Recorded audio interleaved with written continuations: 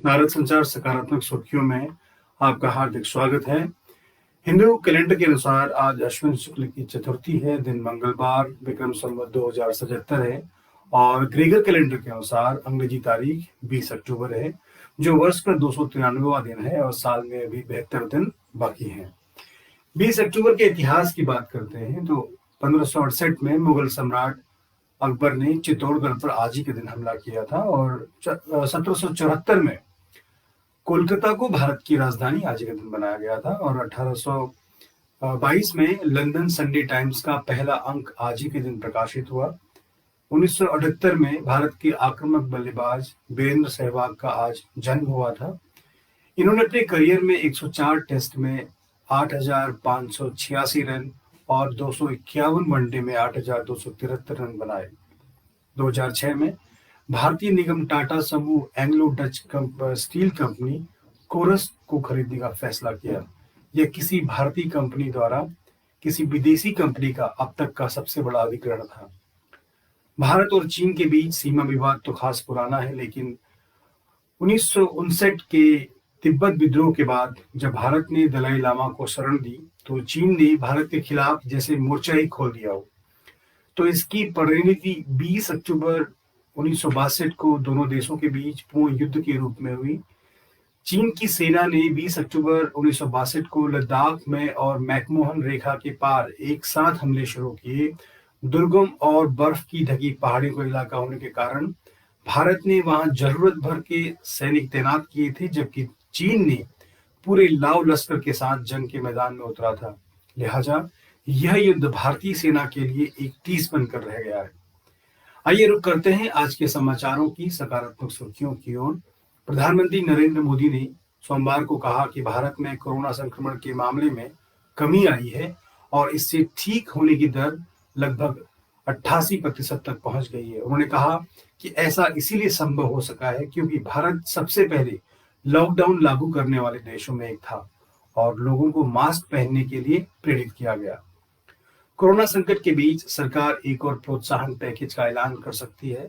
वित्त मंत्री निर्मला सीतारमण ने सोमवार को कहा कि कोरोना वायरस महामारी के चलते पैदा हुए आर्थिक हालात से निपटने के लिए सरकार के पास एक और प्रोत्साहन पैकेज का विकल्प मौजूद है।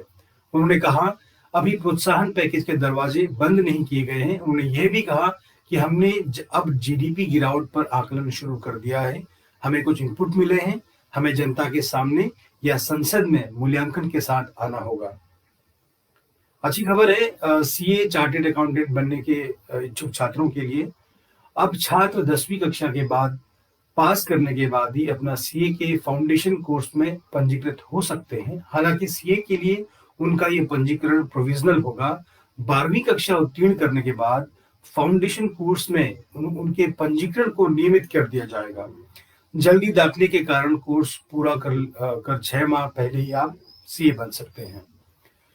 Lawrence and turbo bullet train का कॉन्ट्रैक्ट जीत सकती है। खबर है कि इसने 24,958 करोड़ रुपए के साथ सबसे कम बोली इस प्रोजेक्ट के लिए लगाई है। यह प्रोजेक्ट मुंबई अहमदाबाद के लिए होगा। इसके साथ ही एल&टी ने 2 ग्रुप को पीछे छोड़ दिया है। इन दोनों ने भी बुलेट ट्रेन के लिए बोली लगाई थी। अब चांद पर भी चलेगा इंटरनेट। नासा ने चंद्रमा पर 4G नेटवर्क स्थापित करने के लिए नोकिया को चुना है। कंपनी का दावा 2023 से पहले तैयार करेगी नेटवर्क। फिनिश कंपनी ने सोमवार को कहा कि अमेरिकी अंतरिक्ष एजेंसी भविष्य के लिए योजना बना रही है कि इंसान चांद पर दोबारा लौटेंगे और बस्तियां बनाएंगे। नासा का लक्ष्य 2024 तक इंसान को चंद्रमा पर ले जाने का है। एक्टर संजय दत्त का कैंसर ठीक हो गया है। उनके एक करीबी दोस्त ने यह जानकारी दी। सोमवार को 61 साल के संजू की पॉजिट्रॉन एमिशन टोमोग्राफी रिपोर्ट सामने आई है, जिसमें वे कैंसर फ्री पाए गए हैं। पीटी स्कैन कैंसर की सबसे ऑथेंटिक जांच मानी जाती है। उसमें पता चल जाता है कि पीड़ित की कैंसर सेल्स की क्या हालत है। दुनिया भर में तेजी से फैल रहा फेक न्यूज हमारे लिए आजकल सबसे ज्यादा खतरनाक है, क्योंकि अब इसे भावनाओं के साथ परोसा जा रहा है। एक अमेरिकी फैक्ट चेकिंग वेबसाइट के अनुसार कुछ चीजों का ध्यान रखकर हम इस वायरस से बच सकते हैं। सबसे पहले हमें जान लेना चाहिए कि फेक न्यूज और गलत जानकारियां किस शक्ल में हम तक पहुंच रही हैं। इसीलिए नारद संचार सकारात्मक सुर्खियों से अपने दिन और जीवन में सकारात्मकता लाएं। नारद संचार से जुड़े रहने के लिए आप हमारी वेबसाइट naradsanchar.com पर भी जा सकते हैं। इस मंच को अधिक से अधिक लोगों को शेयर करें। आप स्वस्थ रहें, मस्त रहें, आपका दिन शुभ हो। नमस्कार।